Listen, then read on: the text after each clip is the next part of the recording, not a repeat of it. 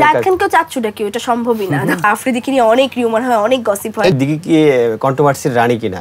আফ্রিদি শুধুই ফ্রেন্ড, ফ্রেন্ডের থেকে একটু বেশি। দিকে কাজের থেকে টিকটকে বেশি সময় দিচ্ছে। সব নায়িকা সবকিছুই করে, কিন্তু হেডলাইনটা যখন হয় তখন দিঘিও বাকিরা।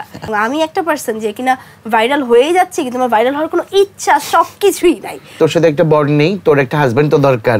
দিঘির কি কোনো ভুল ছিল? আমার ভুল বলবো না, আমার শিক্ষা ছিল অনেক এখানে।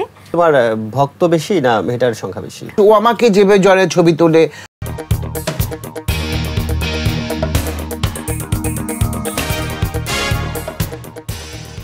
দর্শক আমন্ত্রণ রাইজিং বিডির বিশেষ আয়োজন রাইজিং বিডি স্পেশালে। আজ আমাদের অতিথি বর্তমান সময়ের জনপ্রিয় অভিনেত্রী প্রার্থনা ফারদিন দিঘি। সঙ্গে আছেন জনপ্রিয় ফ্যাশন কোরিওগ্রাফার গৌতম শাহ।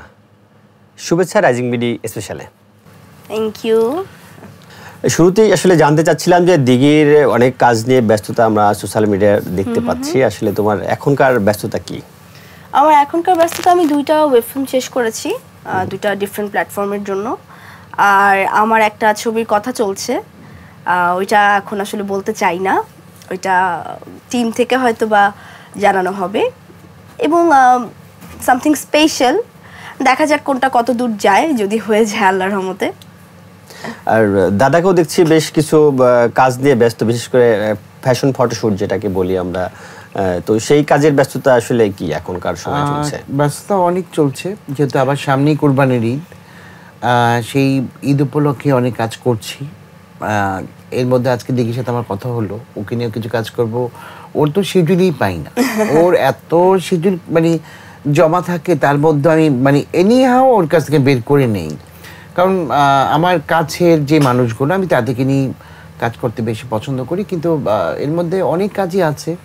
আপনারা দেখলেন যে রিসেন্ট আমি একটা কাজ করলাম কলকাতায়, একটা মুভি মুক্তি পেয়েছে। তার মধ্যে গতকাল একটা শ্যুট করেছি, একটা পার্লারে শ্যুট করেছি। এবং আমার 2-3টা ব্র্যান্ডের সাথে যে ব্র্যান্ডগুলোর সাথে আমি অ্যাম্বাসেডার হয়েছি, সেগুলো শুধু কালকে কাজ হয়েছে। না, যেটা তুমি বলছিলাম মাত্র যে দিঘির শিডিউল পাচ্ছ না, কিন্তু এটা তো আমরা মানতে রাজি না, কারণ তোমার প্রায় কাজই দেখা যাচ্ছে দিঘি দিঘি দিঘি। না, এটা অনেকে ভাবে যে দিঘি আমার খুব কাছে, আমার এক ফোনে হয়তো ফোন ধরে, কিন্তু না, ও আমার এক ফোনে ফোন ধরে না। আচ্ছা, যার জন্য আমার কি করতে হয়, আমার ওর বাসায় চলে যেতে হয়, ওকে গিয়ে ঘুম থেকে ওঠাই, তারপর ওকে কিন্তু মারি, ওকে কিন্তু বকা দেই। অনেকে হয়তো জানে না যে ওর সাথে আমার একটা বন্ধুর সম্পর্ক, একটা বাচ্চার সম্পর্ক, একটা বাবা মেয়ের সম্পর্ক। আজকে ওর বাবাকেও আমি বলছিলাম যে আমি কিন্তু দিঘিকে অনেক শাসন করি, একদম কারণ ওর মা ছিল আমার বন্ধুর মেয়ে। হ্যাঁ, ওর সাথে আমি বন্ধুর আচরণ করি, যে কাজ করতে গেলে তো এটা করতেই হবে আমাদের।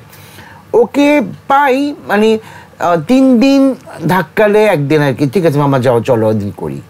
এটা কিন্তু অনেকে কমপ্লেইন করে দিঘি ফোন ধরে না। দিঘির কাছে আসি যে এই যে তুমি যে কমপ্লেইনগুলো বললা যে দিঘিকে তুমি সহজেই পাচ্ছ না, তো এটা কি আসলে কতটা সত্য? দিঘি আসলে না, সহজে পাচ্ছে না বলতে, আগে দেখা যেত কি আমি প্রচুর ফটোশুট করতাম মামার সাথে, এবং ফটোশুট জিনিসটা তো কিন্তু মামার থেকেই আমার এই জগতে আসা হয়েছে বড় হওয়ার পরে। তো টানা অনেকগুলো করার পরে আমার মনে হয়েছে যে আমারও একটা ব্রেক দেওয়া উচিত, কারণ মানুষ আসলে অহরহর একটা ফেস দেখলেও অনেক সময় বিরক্ত হলেও হতে পারে, কমন ফেস হতে পারে। তারপরে আমরা যখন আবার কোনো একটা ফিল্মের কাজ করি, কিংবা যখন কোনো এরকম স্পেশাল কিছু কাজ করি, তখন না ওইটার শুটিংয়ের জন্য দেখা যায় 7-8 দিন 10 দিন ওটাতে সময় দিতে হয়। আর স্পেশাল কাজের আগে আমি পার্সোনালি চেষ্টা করি যে একটু হিডেন থেকে কাজটা আসলে মনে হয় মানুষ একটু তখন বেশি দেখার আগ্রহটা পায়, যে অনেকদিন পর দেখছি। একটা মাস একটু কম দেখলে মানুষ তখন আসলে বেশি করে। তো ওই জায়গা থেকে হয় কি, এরকম একের পর এক যখন সিনেমার কাজ নিচ্ছি কিংবা ওয়েবের কাজগুলো নিচ্ছি, তখন দেখা যায় এগুলো কাজও একটু কমিয়ে দিচ্ছি। আর মামা তো এখন ফটোশুট ছাড়াও বাইরে অন্যান্য অনেক কাজ করছে, তো দেখা যায় ওগুলো কাজে আসলে আমি অনেক সময় দিতে পারি না, কিংবা ওইগুলো কাজে আমার রোলটা হয়তো বা কম। কিন্তু যখন যেদিন যেটা হয়, সে আমাকে ইনফর্ম করেই বলে তুই কি করবি, তুই পারবি, আচ্ছা তুই পারবি না তাইলে আমি অন্য জায়গায় দিচ্ছি। বিষয়টা এরকম, ফার্স্ট ফোনটা দিঘির কাছে যায়, তারপরে দিঘি ডিনাই করলে অন আদার্স। যেটা হচ্ছে আমি যেটা বলতেছি তোমাকে, সেটা হচ্ছে যে দিঘি, বারিশ, অপু, আমরা কিন্তু একটা ফ্যামিলিয়ার মতো হয়ে গেছে। যে কোনো প্রোগ্রামে দেখবা হয় বারিশ না দিঘি না অপু বা গৌতম শাহ, এরকম একটা হয়ে যায়। কারণ আমার কাছে যে শোগুলো আছে প্যাকেজ থাকে, হয় দিঘি বারিশ, হয়তো বা বারিশ অপু, এরকম হয়তো দিঘি শিডিউল পাচ্ছে না, তখন দেখা গেল ওই দুজনকে আমার নিতে হচ্ছে। তো সেই সুবাদে হয় কি আমার একটা ফ্যামিলিয়ার হয়ে গেছে। না কিন্তু অনেক সময় আবার দেখা যায় যে তোমাদেরকে জড়িয়ে সোশ্যাল মিডিয়ায় অনেক গসিপিং হয় বা ট্রোল হয়, তো এই বিষয়টা দিঘি আসলে কিভাবে দেখো যে এই যে তোমাকে জড়িয়ে দাদাকে নিয়ে ট্রোল করা হয়? দেখো আমার নিজের মামাকেই তো এখানে ছাড় দেয়। Right right. ও তার মানে আমি বাইরের মামা? না, আমার আপন মামাকে নিয়েও কিন্তু মানুষ খারাপ কথা বলতে বাদ দেয়নি। সো এই জিনিসটা তখন অনেক গায়ে লাগতো যে কি বলবে কি করবে, এবং একটা সময় হয়েছে কি মামা পর্যন্ত আমাকে বলতো যে এইভাবে ছবি তুলিস না, গসিপ হবে, এখনো বলে এটা করিস না, গসিপ হবে। ও এখনো আমার কাছে শিশু, ও এখনো শিশু, ও আমাকে যেভাবে জ্বরে ছবি তোলে বা হয় না যে ও কিন্তু ওই সেন্স নেই মামা ওই বাবার মতো মানুষ খারাপ বলবে বা কিছু বলবে। অত্যন্ত কাছের, এবং মামা আসলে মামাকে মামা ডাকি, আমি তাকে মামা মিন করেই মামা ডাকি। আমি এমনও দিন আছে যে রাত্রি 2টা-3টায় আমি বাসায় ঢুকছি শুটিং শেষ করে, কোনো কাজ শেষ করে, মামা জান আজকে এটা হয়েছে, এটা বলছে, এখন কি করা যায়, মানে আমরা কিন্তু অনেক কনসাল্ট করি। মামা আবার আমাকে, যেমন মামা কালকে 2টা পর্যন্ত শুটিং করছে, শেষ করেই রাস্তার মধ্যে আমাকে ফোন দিয়েছে, এই যে আমি হাইটেটা বাসায় যাচ্ছি, বুঝছিস কি হয়েছে আজকে শোনা এখনই। তো আমাদের হচ্ছে এই সম্পর্ক যে মামা কিছু একটা শেষ করে আমিও সাথে সাথে মামাকে বলি। তো আমরা হচ্ছে মানে মোর দেন আ ফ্যামিলি। এবং মামা আজকে যখন দুপুরবেলা আমার বাসায় খাচ্ছিল, আমরা একসাথে লাঞ্চ করছিলাম, মামা বলছিল যে কারো বাসায় সে তো কোথাও খায় না, এটা তো আমরা কম বেশি জানি, সে কিন্তু সেটেও খায় না, তো বলছিল যে আমি কারো বাসায় খাই না, আমি কেন জানি তোর বাসায় আসলে আমার মনে হয় আমি নিজের বাসায় খাই। আসলে এই বন্ডিং গুলো আসলে যখন আমাদের থাকে, আমরা তো আসলে ক্যামেরার সময় ক্যামেরার সামনে থাকলে এত কিছু চিন্তা করে কিছু করি না, আমরা তো আসলে নিজেদের মানুষকে বেশি। আচ্ছা আমরা এখন সিনেমা চলে আসি, যে তুমি যেহেতু শিশু শিল্পী হিসেবে চলচ্চিত্রে তোমার আগমন, এর আগে তুমি বিজ্ঞাপন করেছো, তো শিশু শিল্পী হিসেবে দিঘি তো মাত করেছে, একদম দর্শক প্রিয়তার তুঙ্গে ছিল, তো এরপরে লম্বা একটা গ্যাপ, সেই গ্যাপটা আসলে কেন? গ্যাপটা ছিল হচ্ছে আমার মার একটা ইচ্ছা ছিল যে একটা বয়স পরে গ্যাপ হবে এবং তারপরে একটা ডিসিশন হবে যে আসবো নাকি আসবো না, এবং সে একটা কথা বলতো যে আমি একটা বয়স পরে দিঘিকে বাংলাদেশেই রাখবো না, আমি লুকানোর জন্য দরকার হয় বিদেশে নিয়ে যাব। মায়ের ইচ্ছা মানে আমি তাকে দেখাবো না, মানে একদমই দেখাবো না, যে দিঘিকে যাতে ভুলে যায় যে দিঘি নামের একটা শিশু শিল্পী ছিল, কিন্তু সে যখন নায়িকা হয়ে যদি কখনো আসে তখন যদি শিশু শিল্পী জিনিসটা আর মাথায় না থাকে, তখন যদি নায়িকাভাবেই আবার নতুন করে অ্যাকসেপ্ট করে। তো এই জিনিসটা তার একটা প্ল্যানিং ছিল যে একটা লম্বা গ্যাপ থাকবে আমার লাইফে, তারপরে আমি আসবো এবং তারপরে আমার ক্যারিয়ারটা করতে সুবিধা হবে। তো ওই সময়টায় এটা যেহেতু তার একটা প্ল্যানিং ছিল, তো ওই জায়গা থেকে সে অসুস্থ হয়ে যাওয়ার পরে আমি 1 বছর কাজ করি, তারপরে যেহেতু আমারও পড়াশোনার একটা চাপ বাড়ে, আমারও ক্লাস বাড়তে থাকে, তো বাবা তখন ডিসিশন নিল যে না এসএসসির আগ পর্যন্ত আর কাজ হবে না। তো ক্লাস 2তে থাকতে আমি লাস্ট কাজ করি, তারপরে তো অফই হয়ে গেল, তারপরে 8টা বছর একটা গ্যাপ গেল। 8 বছর গ্যাপের পরে আসলে তখনও আমার ইন্টেনশন ছিল না যে আমি সিনেমায় ব্যাক করব, তখন মনে হচ্ছিল যে আচ্ছা আরও কিছুদিন পড়াশোনা করি, তারপরে দেখা যাক কি করা যেতে পারে। তখনই আমার মুজিবের অডিশন আসলো, যে আমাকে সিলেক্ট করা হয়েছে অডিশনের জন্য। তো অডিশনটা দেওয়ার পরেও মনে হচ্ছিল যে অডিশন দেওয়াই আসলে মানে দিতে বলেছে দিলাম, আমি তো সিলেক্ট হব না, কারণ আমি গিয়ে দেখছি অনেক বড় বড় অভিনেতা অভিনেত্রীরা ওখানে অডিশন দিচ্ছে, তো মনে হচ্ছিল আমাকে কেন নিবে, আমাকে এমনি 8 বছর দেখে না। তো তারপরেও যে সিলেক্ট হয়ে যাব এই জিনিসটা আসলে মানে চিন্তার ভাবনার বাইরে ছিল, এবং সিলেক্ট হয়ে যাওয়ার পরে তখন একটা প্ল্যান করলাম যে হ্যাঁ তাহলে এই কাজটাতে যখন সিলেক্ট হয়েছি এটা অলরেডি অনেক একটা স্পেশাল কাজ এবং এটা ওই লেভেলেরই একটা কাজ, তাহলে এখন আমি কাজে ফিরতে পারি। তখন একটা হঠাৎ চিন্তা আসলো, এবং তারপরেই কিভাবে যেন এক এক করে স্ক্রিপ্ট আসা শুরু করলো এবং আমি কাজে যুক্ত হয়ে গেলাম। আবার মুজিব সিনেমার যেহেতু তুমি মাননীয় প্রধানমন্ত্রীর সাথে তোমার এই সিনেমা করার পারপাসে দেখা হয়েছে খুব কাছ থেকে, তো সেই সময়টা নিয়ে যদি একটু বলতে, যে পিএম এর সাথে তোমার দেখা হওয়ার সময়টা নিয়ে। পিএম এর সাথে দেখা হওয়ার সময় এখন আমি কিন্তু বাবাকে ছাড়া কোথাও যাই না, তো পিএম এর সাথে দেখা করতে যাব এন্ট্রি খালি ওই কয়টা নামই যারা আমরা অভিনয় করবো, এর বাইরে কিন্তু কেউ অ্যালাউড না। তো আমি দেখা যাচ্ছে সকালে আমি তো তখনও এগুলো এত কিছু জানি না, আমি এত কিছু মনেও আমার নেই, তো আমি হচ্ছে রেডি হয়ে বলছি বাবা তুমি রেডি হচ্ছ না যে, চলো যাই। বাবা বললো না পিএম এর প্রোগ্রামে তো আমরা অ্যালাউড না, তোমাকে একা যেতে হবে, তুমি কাস্টিংয়ে। এই যে একটা ভয় ঢুকলো, একা যেতে হবে, আল্লাহ কি করব, খুব অকওয়ার্ড লাগবে, এম্বারেসিং লাগবে, ভয় লাগছে, মানে এমনি পিএম থাকবে সামনে, কি করব আমি? তো আমি গিয়ে পিছে একটা সিটে একা একা বসে আছি। তারপরে কে জানি আমাকে তিশা আপু না কে জানি এসে বললো, আচ্ছা তুই এত ভাইটাল রোল করবি, তুই কেন এত পিছে বসবি, তুই সামনে আয় আমার সাথে। তো সামনে নিয়ে আমাকে বসালো। তো তারপরে পিএম এর সাথে আমি কথা বললাম। পিএম আমাদের খুবই ওই দিন ভালো আপ্যায়ন করেছে সবাইকে, এবং পিএম এর সাথে কথা বললাম। পিএম নিজে তার মার গল্প আমাকে বললো যে হ্যাঁ ঠিক আছে, তোমাকে এই বয়সটা দেওয়া হয়েছে। তো সবকিছু মিলিয়ে এটা একটা নতুন এক্সপিরিয়েন্স যে আমরা যে পিএম এর সাথে বসে একটা ফিল্মের ব্যাপারে আলাপও করতে পারি। স্পেসিফিকলি তোমাকে কিছু বলেছে কিনা উনি? স্পেসিফিকলি বলেছিল যে তার মা আমার বয়সটাতে থাকতে তার মা একরকম ছিল, এবং সে যখন আরও তার বয়স বাড়ে, তিশা আপু যে ক্যারেক্টারটা করে, তখন সে একটু ডিফারেন্ট হয়ে গেছিলো। কিন্তু আমার বয়সটাতে থাকতে সে খুব চঞ্চল ছিল, সে খুব বুদ্ধিমান ছিল, সে খুব সুন্দর ছিল দেখতে। তো এইগুলো কথা আমাকে বলেছিল, এবং বলছিল যে তুমি খুব সুন্দর পার্টটা পেয়েছো, তোমাকে বিয়েতে দেখানো হবে। আমার মাকে খুব সুন্দর লেগেছিল বিয়েতে, আমি আমার দাদির মুখে শুনেছি। তো এই কথাটা বলেছিল, পরে মনে হয়েছিল যে সে মনে হয় অনেক হ্যাপি। এবং যখন সিনেমাটা সে দেখলো, আমার স্পষ্ট মনে আছে যে সিনেমাটা দেখার পরে আমরা তো আবার পিএম এর কার্যালয়ে গেলাম সবাই পরের দিন। তো ওই দিন রেহানা ম্যামও ছিল, পিএমও ছিল। তো আমি রেহানা ম্যামকে গিয়ে বলছিলাম যে আমি ছোট রেনু ক্যারেক্টারটা করেছি, আমি জানি না আপনি আমাকে এখন চিনছেন কিনা। তো রেহানা ম্যাম আমাকে এসে জড়ায় ধরে বলছে যে একদম ঠিক আছে, আমাদের ছোট রেনু কিন্তু এরকম সুন্দর ছিল জানো, আমি তোমাকে দেখে আমার পুরো মনে হয়েছে এরকম। এবং পিএম সমানে এই কথাটাই বলছে, আমার মা কিন্তু এই বয়সে খুব সুন্দর ছিল তোমার মতোই, তুমি একদম পারফেক্ট কাস্টিং। তো পিএম এর মুখে পারফেক্ট কাস্টিং শোনাটা একটা আসলে আমার মনে হয় ন্যাশনাল অ্যাওয়ার্ডের থেকেও মনে হয় অনেক বড় কিছু হলে এটা হবে। আচ্ছা, এই যে লম্বা সময়ের পরে তুমি ফিল্মে আসলে, এই যে মাঝখানে যে সময়টা 8 বছর, এই সময়টা কি কোনো ফিল্মের প্রপোজাল আসছে কিনা, বা অনেক সেই সময় তোমার করতে ইচ্ছা করছে কিনা, বা এরকম কোনো? অনেক প্রপোজাল এসেছে, অনেক স্ক্রিপ্ট এসেছে অনেক লেভেলের, এবং ক্লাস 8-এ থাকতেই আমার স্ক্রিপ্ট আসা শুরু করে। তো স্ক্রিপ্টগুলো আমি পড়তাম, কিন্তু বাবার শর্ত ছিল তুমি স্ক্রিপ্টই পড়তে পারবে, এর বাইরে তুমি কিছু করতে পারবে। তোমার ইচ্ছা ছিল যে না আমি পড়তে? কিন্তু আমার কোনো স্ক্রিপ্ট পড়ে ভালো লেগে যেত। এবং যেমন একটা সিনেমার কথা আমি কখনো বলিনি, বাট আমার মনে হয় আজকে বলি তোমার সাথে, যেহেতু কথা বলছি। যেমন অস্তিত্ব সিনেমাটার স্ক্রিপ্ট আমার কাছে প্রথম আসে। আচ্ছা, অস্তিত্ব। এবং ওইটার কথাও হয় আমার সাথে, মামুন ভাইয়ের সাথে আমার খুব কথা হয় তখন, এবং মামুন ভাই আমাদের বাসায় আসে স্ক্রিপ্ট দিতে। তো ওই সিনেমাটা নিয়ে খুব চেয়েছিল মামুন ভাই আমি করি, কিন্তু তখন যেহেতু মাত্র ক্লাস 6-এ পড়ি, এই জন্য বাবা কোনোভাবেই শেষ মুহূর্তে রাজি হয়নি। বাট যখনই এই সিনেমাটার গল্পটা পড়েছিলাম মনে হয়েছিল খুব সুন্দর, এবং হয়তো বা আর 4-5 বছর পর যদি সিনেমাটা হতো অবশ্যই আমি করতাম, আমি অবশ্যই তখন করতাম। এবং ওই সিনেমা এরকম আরো অনেক অসংখ্য সিনেমা আছে যেগুলো পরে হয়তো বা অন্য কাউকে নিয়ে করা হবে। এর মাঝেই তো আবার দাদা তোমাকে কাজের জন্য প্রপোজ দিয়েছে, তো সেই গল্পটা কেমন ছিল? ও তখন ছিল বোম্বেতে, ও তখন তাই না মুজিবের শুটে ছিল।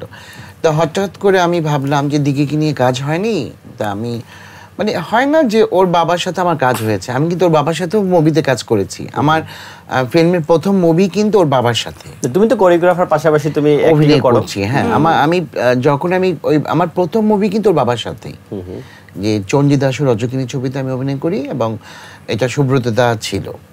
আর এই দিক দিয়ে ওর মার সাথে আমার বেশ কিছু ছবি হয়েছে, তখন সেই সুবাদেই কিন্তু ওর মার সাথে আমার বন্ধুত্ব। তা হঠাৎ করে ভাবলাম যে দিঘিকে নিয়ে কাজ হয় না, কাজ করি। তখন আমি আমাদের বারিশকে বললাম যে বারিশ, আমার খুব ইচ্ছা দিঘিকে নিয়ে কাজ করা, তা তুই কি বলি? বলে হ্যাঁ করো, দিঘি খুব ভালো মেয়ে, খুব সুইট মেয়ে। হয় না যে আমরা একটু মানে জেনে নিই আগে। আর আমি হয় কি, আমি একটু আমি খুব সফট মাইন্ডেড। আমি চাই আমার সাথে যে মিশতে পারবে, বা আমার মতো চলতে পারবে, বা আমার মতো কাজ করতে পারবে, আমি তাদেরকে নিয়ে কাজ করি। আমি আগে বলে দিই, একটা গ্রুপের মধ্যে যদি একটা একটু ভুল ত্রুটি থাকে, গ্রুপটা কিন্তু নষ্ট হয়ে যায়। তো সেই সুবাদে আমি ওকে ফোন করলাম একদিন রাতে, তো ও ভাবতে পারেনি আমি ওকে ফোন করব, তখন ও বোম্বেতে। আমাকে বারিশ আপু বললো কোরিওগ্রাফার গৌতম সাহা তোমার সাথে কথা বলতে চায়, তোমাকে মনে হয় ফ্রেন্ড রিকোয়েস্ট দিয়েছে, একটু চেক করো। তো আমি চেক করলাম যে হ্যাঁ এসেছে, এবং আমি অ্যাকসেপ্টও করলাম। তো আমি আবার হাই লিখে রাখছি যে আচ্ছা মামা যেহেতু কথা বলতে চেয়েছে। তো আমি তো তখনও মামা না কি বলবো আমি জানি না, এবং মামা প্রথমেই ফোন দিয়ে বলতেছে এই শোন আমি একটা ফোনটা ধরে শোন শোন, আমি একটা ব্রাইডাল শুট করবো বুঝছিস, আহাম ফ্যাশন হাউসে। এখন এখানে আমি 3টা থিম করব, একটা থিমে আমি তোকে লাগবে, একটা এই করব ওই করব বিভিন্ন। আমি না অবাক, আচ্ছা প্রথম কথা বলছে আমার সাথে এখনই, এই শোন এই সে। আমি বললাম আচ্ছা আচ্ছা। আর মানে আমি তো খুব নার্ভাস ওভাবে কথা বলছি। ও তখন কিন্তু শুট করে নাই, মানে আমি বলছিলাম যে আমাকে কি ভালো লাগবে, আপনি যে আমাকে ব্রাইডাল করাবেন আমাকে কি ভালো লাগবে? এই চুপ কর, কেন ভালো লাগবে না? আমি দেখবো ওটা আমার ব্যাপার, তোকে ভালো লাগবে নাকি? তোকে অনেক সুন্দর করে সাজাবো, এই করব সেই করব, মাথায় এইটা দিব ওইটা দিব। আমি বললাম আচ্ছা ঠিক আছে। তো এখন বল তোকে কি করতে হবে, তোকে কেমন কি পেমেন্ট দিব? এখন হঠাৎ করে বলতেছে পেমেন্টের কথা, কিছু জানি না আমি কবে আসবো। আমি বললাম দেখেন আমার তো এই না, এই চুপ কর, তোর আসতেই হবে। হ্যাঁ তোর অধিকার নিয়ে একদম একদম। তো আমি বললাম আচ্ছা ভাইয়া ঠিক আছে। ভাইয়া আমি তোর মামা লাগি, আমি তোর মায়ের বন্ধু, তুই আমাকে মামা ডাকবি। এবং ইন্ডাস্ট্রির এখন অনেকেই আছে যারা হচ্ছে, যেহেতু আমি বড় হয়ে গেছি এখন, আমি চাইলেও তাদের আঙ্কেল বললে অনেক আছে মাইন্ড করে, আন্টি বললে মাইন্ড করে, খুব স্বাভাবিক এই জিনিসটা। তো এই জন্য আমি না ভয় সবাইকে তারপর থেকে ভাইয়া আপু এগুলো বলতাম। তো মামা নিজের থেকে আমাকে বললো আমি তোর মামা লাগি, তুই আমাকে মামা বলবে, আমি তোর মা বন্ধু। আমি এটাই একমাত্র মিডিয়াতে ওই একমাত্র আমার ভাগ্নি, মানে ও আমাকে মামা ডাকে, মানে সবাই দাদা। এই মিডিয়াতে একমাত্র ও আমাকে মামা ডাকে। না তোমার সেটা সবসময় দেখি খুব কমফোর্টলি কাজ করে।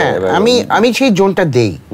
আমি যদি যাকে নিয়ে কাজ করবো, আমি যদি কমফোর্ট জোনটা না দিই সেই কাজটা হবে না।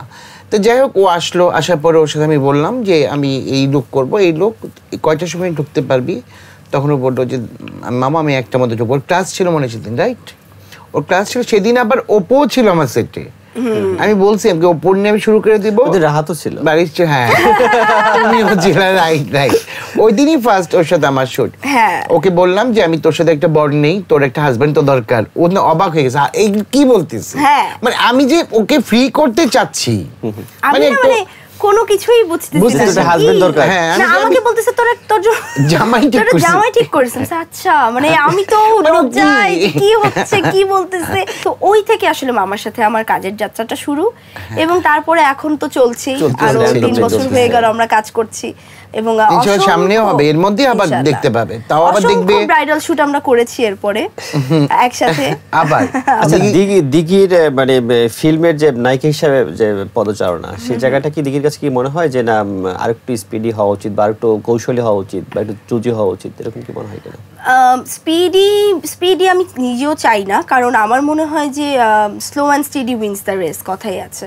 তো ওই জায়গা থেকে হয় কি, মানুষ এখনো হয়তোবা ওই পর্যন্ত আমাকে নিয়ে চিন্তা করেনি, হয়তোবা করবে, এবং আমিও বিশ্বাসটা রাখি করবে। কিংবা যারা হয়তোবা করছে চিন্তা, তাদের প্রজেক্ট হয়তোবা আরো 1 বছর পর হবে, তাদের হয়তোবা অনেক স্পন্সর নেই, তাদের হয়তোবা গল্পটা ফিনিশ না। তো এরকম অনেক কাজ থাকে যেগুলো হয়তোবা আস্তে আস্তে আমাদের কাছে পৌঁছাতে অনেক সময় লেগে যায়। তো তখন হয়তোবা ক্যামেরার সামনে এসে দাঁড়াতে কিংবা পর্দায় দেখতে আমরা আরো দেরি করি। না ছোট্ট যে দিঘিকে আমরা দেখেছি, বা দর্শকরা যারা দেখছে ছোট্ট দিঘিকে, সেই জায়গা থেকে তো আজকের দিনে তো দিঘি নাম্বার 1 হিরোইন হওয়ার কথা, মানে সেটা কি দিঘি হতে পেরেছে কিনা? না নাম্বার 1 হওয়া তো আসলে এত সোজা না, এবং শিশুদের তো আসলে আমরা কেউ কখনো হেট করি না, শিশুদের কোনো হেটার্স থাকে না। শিশুদের সবসময় আমরা ভালোবাসি, শিশু শিল্পীদেরও আমরা ভালোবাসি। তো ওই জায়গা থেকে যদি আমি মনে করি যে শিশু শিল্পী দিঘির সবসময় শুধু ভক্তই ছিল, হেটার্স ছিল না, কারণ শিশু জিনিসটাই এরকম। নায়িকা হয়ে গেলে কিন্তু হেটার্স হয়, সমালোচনা হয়, সমালোচক হয়, অনেক কিছু হয়। তো ওই জায়গা থেকে এখন যেহেতু আমাদের দর্শকও অনেক চেঞ্জড, দর্শক কিন্তু আর ইনোসেন্ট না আগের মতো, দর্শকও চেঞ্জ। আগে যেমন আমরা কাজও করেছি অনেক, সিনেমাও প্রচুর হয়েছে।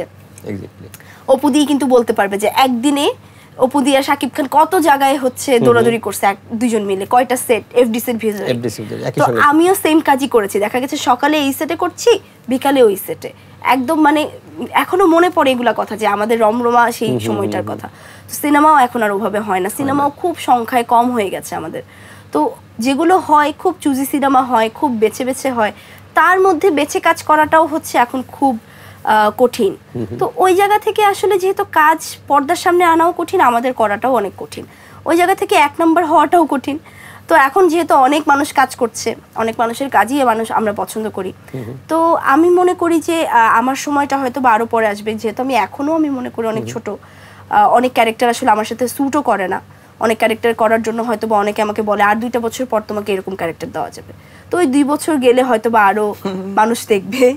মানে কি বিষয়টা এরকম যে এখন পর্যন্ত দিঘি মানে ম্যাচুরিটি দিঘি আমরা আসলে পাইনি এরকম ব্যাপারটা? না, অবশ্যই পেয়েছে, কিছু কিছু ক্যারেক্টার অবশ্যই পেয়েছি আমরা, কিন্তু এখন আসলে যেহেতু আমাদের অপশন অনেক, তখন কিন্তু অপশনও অত ছিল না, আমরা কিন্তু অপশনও খুব কম ছিল। না কিন্তু তুমি তো ওটিটিতে বেশ ভালো করছো। হ্যাঁ, ওটিটিতে আমার অনেক কাজ যাচ্ছে, এবং যেহেতু সিনেমা হলে সিনেমাই খুব কম হয়, আর ঈদের সময় আসলে সিনেমাগুলো বেশি রিলিজ হয়। সেক্ষেত্রে তোমার টার্গেট কি ওটিটি কিনা? যে না না, টার্গেট ওটিটি না, টার্গেট আমার ভালো সিনেমা, ভালো সিনেমা যেখানেই যাক ওটিটি যাক। সেক্ষেত্রে তোমার অলরেডি 2টা সিনেমা রিলিজ হয়েছে, মানে আমি মুজিব আর টুঙ্গিপাড়ার মিয়া ভাই 2টা বাদ দিয়ে যদি বলি কমার্শিয়াল ফিল্মের ভিতরে 2টা সিনেমা রিলিজ হয়েছে। তো সেখানে তো আমরা সেই দিকে পাইনি, বা দর্শকও হয়তো এরকম পায়নি, মানে এটার কারণ কি? মানে এটার কারণ হতে পারে যে হয়তোবা তারা কানেক্ট করতে পারেনি, কিংবা কোনো বড় কোনো ফেস্টিভ্যালে ছবিটা যায়নি, এটাও একটা কারণ হতে পারে। আমার ভুল বলবো না, আমার শিক্ষা ছিল অনেক এখানে, যেই জিনিস থেকে আসলে শিক্ষা নেওয়া যায় ওটাকে আসলে ভুলও বলা যায় না। তো অবশ্যই আমি মনে করি যে হয়তোবা কোনো ফেস্টিভ্যাল থাকলে আমার জন্য সুবিধা হতো, যেহেতু ফেস্টিভ্যালেই আমরা ছুটিটা বেশি পাই এবং ওখানে তখনই আমরা কাজগুলো দেখতে যাই।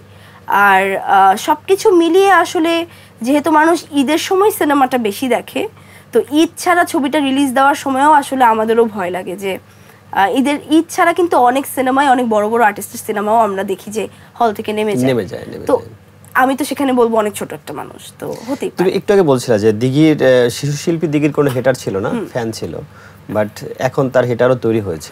তো সেই ক্ষেত্রে তোমার ভক্ত বেশি না হেটারের সংখ্যা বেশি? ভক্ত আমার অনেক বেশি, আল্লাহর রহমতে। কারণ আমি যেটা ফিল করি যে এমন এমন কিছু জায়গায় দেখা যায় আমাদের শুটিং করতে যেতে হয় যে কেউ ওখানে যাবে না কখনো, এরকম ভিতরে ভিতরে অনেক গ্রামে গঞ্জে অনেক জায়গা আছে যে লোকেশনের জন্য আমাদের অনেক ভিতরে গিয়ে কাজ করতে হয়। ওখানেও যে 1-2টা মানুষ আমরা পাই, সেখানে কিন্তু মানুষ যদি হাতে গোনা 5 জনকে চিনে, তার মধ্যে কিন্তু একজন দিঘিকে চিনে। তো এভাবে যখন মানুষের কাছে দিঘি স্প্রেড হয়েছে, দিঘিকে মানুষ অনেক বেশি ভালোবাসে আমি দেখেছি। তোমাকে নিয়ে সবচেয়ে বেশি গসিপিং বা রিউমার কি হয়? আমাকে নিয়ে অনেক রিউমারই হয় আমি দেখেছি। আফ্রিদিকে নিয়ে অনেক বেশি হয়, এটা জানা কথা। আফ্রিদিকে নিয়ে অনেক রিউমার হয়, অনেক গসিপ হয়। এটা সত্যি। ওর সাথে আমার একটু ভিডিও ছাড়লেও কিন্তু এটা হয়, গসিপ হবেই। কি করলেন দিঘি, এই টাইপের কথা হয় খুব। এরকম অনেক অনেক আফ্রিদিকে নিয়ে যেটা আসলে সেটা তো এখনো চলমান আমার কাছে। হ্যাঁ, এটা চলে যাচ্ছে। আসলে কি আফ্রিদির সাথে তোমার সম্পর্কটা কি? কখনোই এরকম কোনো সম্পর্ক আমার আফ্রিদির সাথে ছিল না, ইনফ্যাক্ট এখনো নেই। তো আফ্রিদির সাথে আমার আর বাকি 5টা ফ্রেন্ডের মতোই সম্পর্ক। মিডিয়াতে আমার যে কয়জন বন্ধু বান্ধব আছে ওরকমই সম্পর্ক, এবং তুই তো করি সম্পর্ক আমাদের। তো ওই জিনিসটাকে একবার কোনো একটা পোস্টে মানুষ বলেছিল যে ওরা 2জন নায়ক নায়িকা হলে সুন্দর লাগবে একসাথে, 2জনেরই বয়স কম, এরকম একটা কোনো জিনিস দেখেছিলাম। ওখান থেকে আস্তে আস্তে যখন আমি আর আফ্রিদি ফ্রেন্ড হলাম, তখন মানুষ এটাকে আসলে একটা অন্য নাম দিয়ে রূপান্তরিত করে তাদের মতো করে তারা লিখে যাচ্ছিল। না, আফ্রিদি কি শুধুই ফ্রেন্ড? আফ্রিদি শুধুই ফ্রেন্ড, ফ্রেন্ডের থেকে একটু বেশি? না না, শুধুই ফ্রেন্ড। হ্যাঁ, কিন্তু মানুষ এটাকেই মানে ক্রাশ করে গসিপটা বেশি করেছে। আর আমার দিঘির ব্যাপারে একটা কমপ্লেইন থাকে সবসময় যে ফোনে পাওয়া যায় না দিঘিকে। অনেক সময় আমাদের গণমাধ্যম কর্মীরা ফোনে পাচ্ছে না, বা তোমার ডিরেক্টররা ফোনে পাচ্ছে না, মানে এটা কেন? মানে এইটা আসলে মানে এইটা নিয়ে আমি কখনো এভাবে ওপেনলি কথা বলিনি, বাট যেটা একদম true, it's a true thing, যে আমার আসলে এটা আগে ছিল না। এটা আমার একটা ইনসিডেন্টের পরে আমার এই জিনিসটা হয়। সেটা হচ্ছে যখন আমার প্রথম সিনেমা রিলিজ হয় তুমি আছো তুমি নেই, তো ওই সময়টা আমি খুব সমালোচনার মুখে পড়ি, এবং দেখা যায় যে টানা আমাকে এরকম অনেক গণমাধ্যম থেকে টানা ফোন দিয়ে আমাকে এরকম খুব প্রশ্ন করা হয়। খুব টানা হচ্ছে, আমাকে একটা কথা বলা হচ্ছিল যে ঝন্টু সাহেব এখন আদালতে যাচ্ছেন, এটা হচ্ছে ওটা হচ্ছে, তোমার ভাষ্য কি?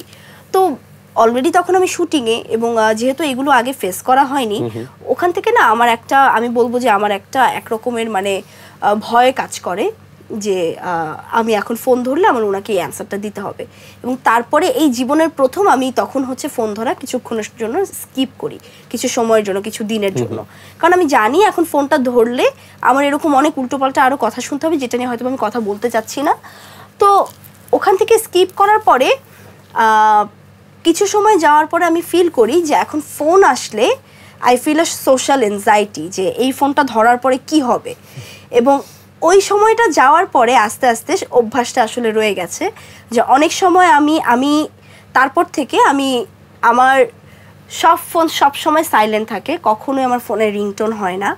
এবং এরপর থেকে হচ্ছে আমি হাতে একদম না দেখা পর্যন্ত আমি আসলে বলতে পারি না আমার কয়টা ফোন আসছে, কারণ আমি অনেক সময় আমার এই এনজাইটিটা কাজ করে যে এখন ফোন ধরার পর যদি আবার এরকম কিছু একটা শুনি, মানে একটা ফোবিয়া আসলে হয়ে যায়, যেহেতু আমি প্রথম এরকম কিছু ফেস করেছি। তো যার জন্য অনেকের ফোনই আসলে ধরা হয় না। বাট আমি এখন আবার ওই জিনিসটা শুরু করছি যে আমি জানি এটা খুব খারাপ, এটা আসলে আমারও ক্ষতি, মানুষেরও ক্ষতি হয়।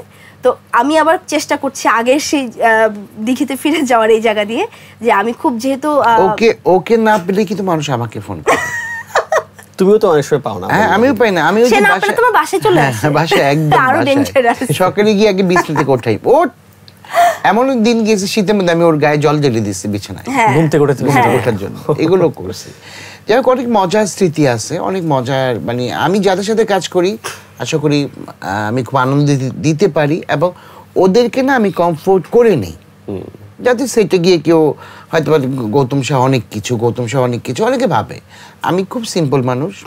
আমি এর জন্য আমি যে কোনো আর্টিস্টের সাথে কাজ করি ওদেরকে আগে আমি একটু ফ্রি করে নিই, তো কাজটা ভালো পাওয়া যায়।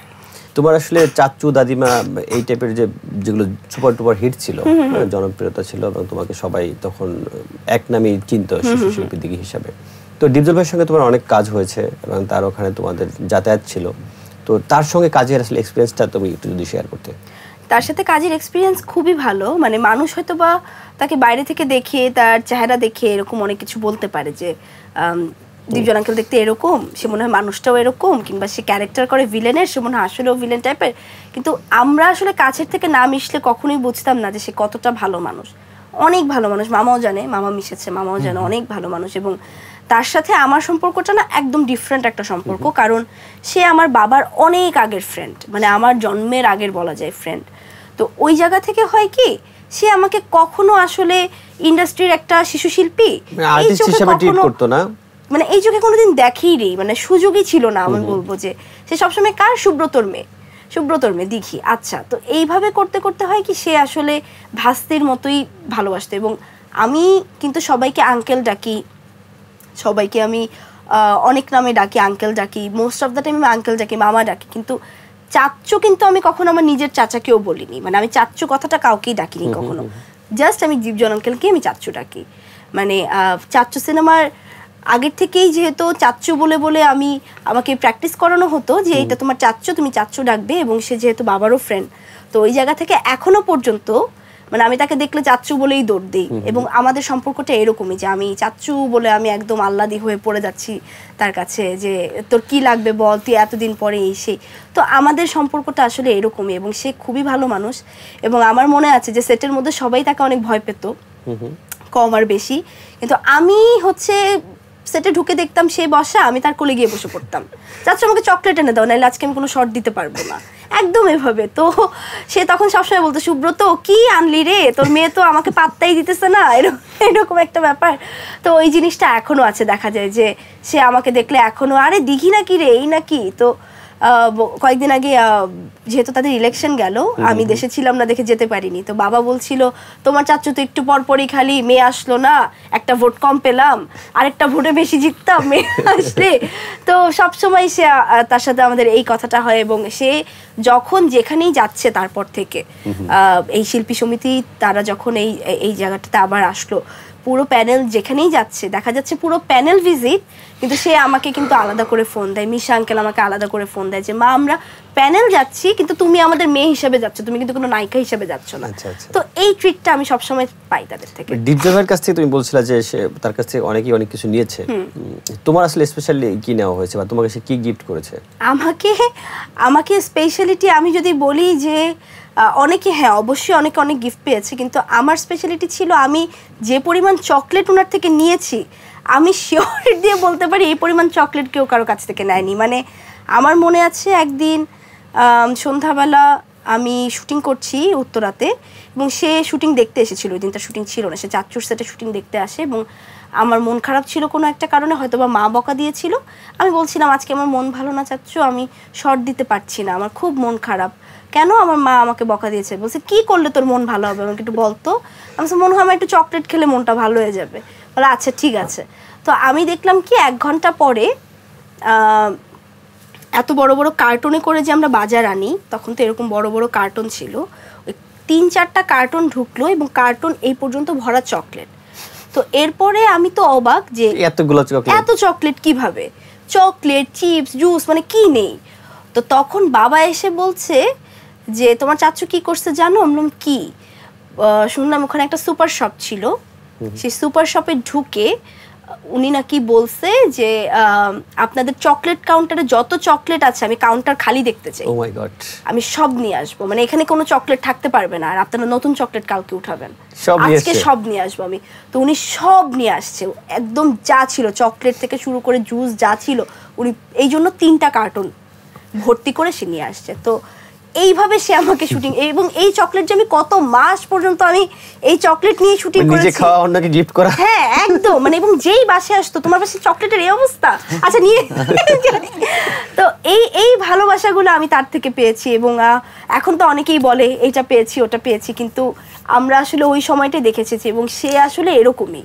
কিন্তু ডিপজল ভাই মাঝখানে আক্ষেপ করেছিল যে দিঘি তো আমাদের মেয়ে, তো দিঘি ফিল্ম করবে, ওকে তো আমরা নিয়ে ফিল্ম করব, আমাদের হাউজে কাজ করবে বা আমরা ওকে নিয়ে ভালো করব, কিন্তু সেটা হয়ে ওঠে নাই কেন?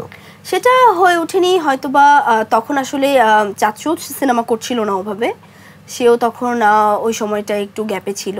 এবং তারপরে সে যখন সিনেমা করে দেখা যায় আমিও আসলে পরপর এদিকে সিনেমা করছিলাম, তার বাবার সাথে যোগাযোগ ছিল কিন্তু আমার সাথে তখনও তার ওভাবে ডিরেক্টলি যোগাযোগ হয়নি, যেহেতু অনেক বছর গ্যাপ হয়ে গেছে একটা।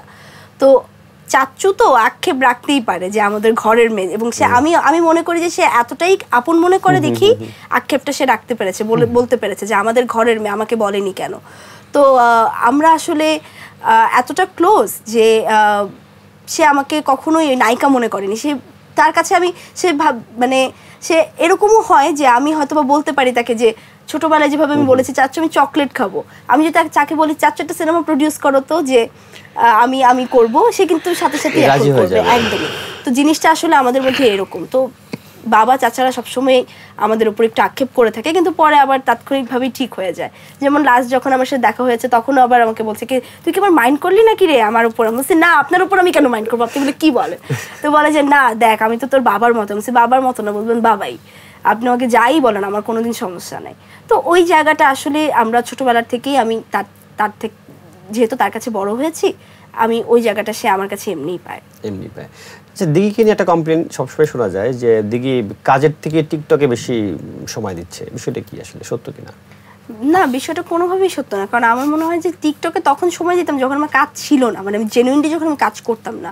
আমি যখন কাজে আসলে অ্যাভেলেবেল হওয়া শুরু করি এবং আমার কাজ যখন অনেক বেশি বেড়ে যায়, তারপর থেকে আমি টিকটকে আসলে সময় দিতে পারি না। যেমন আমি লাস্ট একটা এন্ডোর্স করেছি কোক স্টুডিওর সাথে টিকটকে, সেটাও কিন্তু আমি লাস্ট মোমেন্টে করেছি, একদম মানে লাস্ট মোমেন্টে তাদের যখন ডেডলাইন হয়ে গেছে তখন আপু ওই ভিডিওটা তো আপলোড দিতে হবে। আমি আচ্ছা আচ্ছা ভুলেই গেছি আমি, এরকম একটা বিষয়। টিকটকে আমার খুবই কম ভিডিও আপলোড দেওয়া হয়, আর এখন যেগুলো আপলোড দেওয়া হয় সেগুলো হচ্ছে এই যে ফটোশুটের সময় যে ভিডিওগুলো আমরা করি, যে ভিডিও ক্লিপগুলো রিলসে আমরা দিই, ওইটাই কিন্তু এখন টিকটকে দিয়ে দিই। এখন কিন্তু আলাদা করে আর কিছু করা না। এখন হয় কি যে আমাদের যে শুটগুলো হয় এখন ক্লায়েন্ট চাই দাদা আমাদের একটু টিকটক লাগবে, দাদা আমাদের একটু রিলসে দিতে হবে, মানে এর জন্য আমরা আগে আর্টিস্টদের বলে দিই বা ওদেরকে বলে দেয় তোরা কিন্তু তোদের পেজ থেকে ছেড়ে দিস, কারণ ওরা ছাড়লে কিন্তু ওই ক্লায়েন্টটা খুশি এবং ওর পেজটা একটু দাঁড়াবে। না, দিঘির যে বিষয়টা আমি আসতে চাচ্ছি সেটা হচ্ছে দিঘি যাই করে সেটা নিয়ে একটা কন্ট্রোভার্সি তৈরি হয়, সেটা টিকটক হোক কাজ হোক যাই হোক। তো তার মানে কি দিঘি কি কন্ট্রোভার্সির রানী কিনা? আমি জানি না। আমি কয়দিন আগে একটা সিনেমা দেখছিলাম ইমতিয়াজ আলীর আমার সিং চামকিলা, তো ওখানে আসলে দিলজিৎ দোসাঞ্জের একটা ডায়লগ ছিল যে ও বলছিল যে আমি খালি এই টাইপের গানগুলো গাই, কিন্তু সবাই এই টাইপের গানগুলো গায় কিন্তু কথাটা হয় নিউজে আমাকে নিয়ে, নামটা আমারই ওঠে, আর সবাই কিন্তু গাচ্ছে। তো আমি খুব রিলেট করতে পারি কথাটা, যে সবাই কিন্তু সবই করে, সব নায়িকা টিকটকও করে, সব নায়িকা সব কাজই করে, কিংবা সব নায়িকা সব কিছুই করে, কিন্তু হেডলাইনটা যখন হয় তখন দিঘিও বাকিরা। হেডলাইনটা এরকম হয় যে দিঘির নামটা আগে। তো যেটা আমি বলছিলাম যে হয়তো বা আমার নামটা অনেক বেশি ভারী, আমার নামটা নিলে হয়তো বা তাদেরও সুবিধা হয়, কিংবা এখন যেহেতু একটা জিনিস হয়ে গেছে যে আমার নামের সাথে এরকম কিছু নিউজ জোড়া লাগাতে লাগাতে জিনিসটা হয়ে গেছে যে এখন আমার নামটা নিলে এরকম নিউজ মনে করে মানুষ হয়তো আরো দেখতে পারে, তো এই জন্য হয়তো বা দেয়। বাট এখন আমি হচ্ছে যেটা করি যে আমি হচ্ছে সোশ্যাল মিডিয়াতে কোনো কিছু পোস্ট করা থেকে আমি হচ্ছে এরকম কথা বলাও খুব আমি অ্যাভয়েড করি। কারণ কি আমি যেটা দেখেছি যে যখন যাই বলি না কেন খুব নর্মাল কথাকেও আমার আসলে অনেকভাবে প্রেজেন্ট করা হয়। তো আমি একদিক থেকে আমি চাই না কোনোভাবে আমার এরকম কিছু আর হোক, এবং আমি একটা পার্সন যে কিনা ভাইরাল হয়েই যাচ্ছে কিন্তু আমার ভাইরাল হওয়ার কোনো ইচ্ছা সব কিছুই নাই। তো আমি এই জন্য চাই না যে আমি প্রতিনিয়ত ভাইরাল হই, এবং অনেকে হয়তো বা এই জন্য খেয়াল করেছে যে আমি কিন্তু লাস্ট গণমাধ্যমে অনেক দিন হয়েছে কথা বলি না, আমি কিন্তু এভাবে অনেক কমই বলি এখন। তো এই জিনিসটাও একটা রিজন, এবং যেহেতু কথা কম বললে কন্ট্রোভার্সিও কম হয়, ভাইরাল হওয়াটাও কম হয়, তো এই জন্য আসলে আমার মনে হয় যে তাদের সামনে আসে একটু কম আসলেই ভালো। কিন্তু আমার নামের সাথে কন্ট্রোভার্সি কেন সবসময় থাকে এইটা আমার কোনো আইডিয়াই নেই একদম। আরেকটা বিষয় তোমার ফ্যানরা জানতে চায়, বিভিন্ন সময় সোশ্যাল মিডিয়া আমরা দেখি যে আমাদের ধর্মীয় যে ব্যাপারটা নিয়ে যে আসলে দিঘি আসলে কোন ধর্মটা পালন করে আমরা হয়তো জানি, তোমার ফ্যানরা অনেকে প্রশ্ন থাকে, তো সেই বিষয়টা ক্লিয়ার করবা কিনা যে আসলে যে তোমার বাবা হিন্দু ধর্মের ছিলেন, তোমার মা মুসলিম ধর্মের ছিলেন? হ্যাঁ, আমার বাবা হিন্দু ধর্মের ছিলেন, আমার বাবা একজন কনভার্টেড মুসলিম, এবং তারপর থেকে আমাদের ফ্যামিলি আসলে মুসলিম ধর্মটাই পালন করে এসেছে, এবং আমার ভাই আমাদের জন্ম কিন্তু সবার মুসলিম ধর্মের ঘরানায়, এবং মুসলিম ধর্মে যেহেতু আমার মা মুসলিম ছিল এবং আমাদের বিধানে তাই আছে। কিন্তু আমি সবার ধর্মকে অনেক রেসপেক্ট করি, এরকম কোনো কিছুই না যে আমি মুসলিম দেখে আমি কাউকে রেসপেক্ট করি না, আমি সবাইকে অনেক রেসপেক্ট করি। তোমার বাবার ফ্যামিলির যারা তোমার রিলেটিভরা আছেন তাদের সঙ্গে যোগাযোগ হয় কিনা? বা হ্যাঁ, ফ্যামিলি তো আফটার অল ফ্যামিলি, এখানে তো আসলে তখন তো আসলে আমরা ধর্মকর্ম কিছু মনে করি না, আমার কাছে ফ্যামিলিটাই সবার আগে। তখন পূজা পার্বণে কি তোমাদের সাথে দেখা হয় কিনা বা তোমরা যাও কিনা? আসলে পূজা তো আমরা এমনি ঘুরতে যাই মণ্ডপে অনেকেই, যেমন আমি মামার সাথে একবার শুটিং করতে গিয়ে আমরা মাস্ক পরে ঢুকেছিলাম, যে শুটিং করেছি একটা ফ্লোরে, নিচের ফ্লোরেই আসলে পূজা হচ্ছে, তো তখন আমরা মাস্ক পরে ঘুমটা টুমটা দিয়েছি, আচ্ছা দেখি তো দেখে আসি, তো এরকম দেখে আসা অনেক হয়, কিন্তু আসলে ওভাবে সামিল হওয়াটা হয় না, কিংবা পরিবারের সাথে যোগাযোগ দেখা সবকিছুই হয়, কিন্তু আমরা যে যার জায়গা থেকে আমরা আমাদের ধর্মটা পালন করি এবং আমরা সবাইকে রেসপেক্ট করি।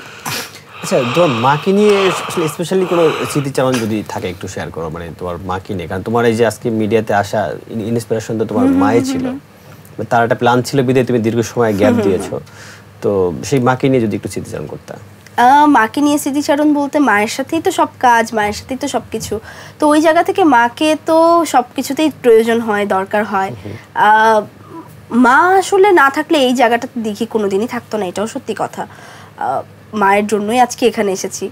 তো যেহেতু মা, আমার আক্ষেপটা এক জায়গায় যে মা যেহেতু ছোট দিঘিটাকে এত সুন্দর করে বড় মানে একটা জায়গায় এনে দিয়ে গেছে, বড় দিঘির বেলায় কেন সে নেই, কেন বড় হয়ে আমি তাকে পেলাম না। আসলে ক্যারিয়ারের জন্য না, একজন পার্সোনাল লাইফ হিসেবে, একটা পার্সোনাল লাইফ হিসেবে মাকে অনেক বেশি দরকার হয়। তো অনেক জিনিসই আছে যে জিনিসটা করতে গেলে আসলে মনে হয় যে মার সাথে কথা বললে মনে হয় আমি একটা সলিউশন পেতাম, মার সাথে কথা বললে মনে হয় আমি একটা ভালো ব্যাখ্যা দিতে পারতাম, মা আমাকে একটা ডিসিশন দিত, এই ডিসিশনে চললে মনে হয় ভালো হতো। তো যেগুলো থেকে আমি একটু বঞ্চিতই হই, কারণ যেহেতু ওই গাইডলাইনসটা পাই না। হ্যাঁ, অবশ্যই এটা সারা জীবনই থাকবে, এটা কখনোই যাবে না, এবং মায়ের গাইডলাইনটা আসলে অন্য কাউকে দিয়েও হয় না। খুব বেশি মিস করো মানে? হ্যাঁ, অনেক করি, এটা সত্যি স্বাভাবিক। দাদা, তোমার ঈদ নিয়ে বেশ ব্যস্ততা থাকে, ঈদের কাজ নিয়ে, তো ঈদ নিয়ে সর্বশেষ প্ল্যান নিয়ে রাইজিং বিডি দর্শকদের যদি কিছু বলো। অচিরে কিছু শুট আসবে আমার, দেখতে পাবে দর্শক। আর রাইজিং বিডি, তুমি আমার খুব পছন্দের জার্নালিস্ট, সবসময় যে কোনো প্রয়োজনে অপ্রয়োজনে আমরা একটু ডিসকাস করি তোমার সাথেই।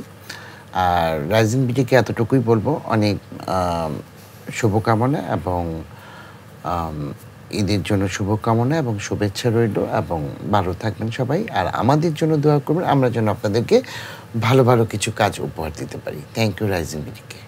রাইজিং বিডির দর্শকদের জন্য কিছু বলতে আর কি?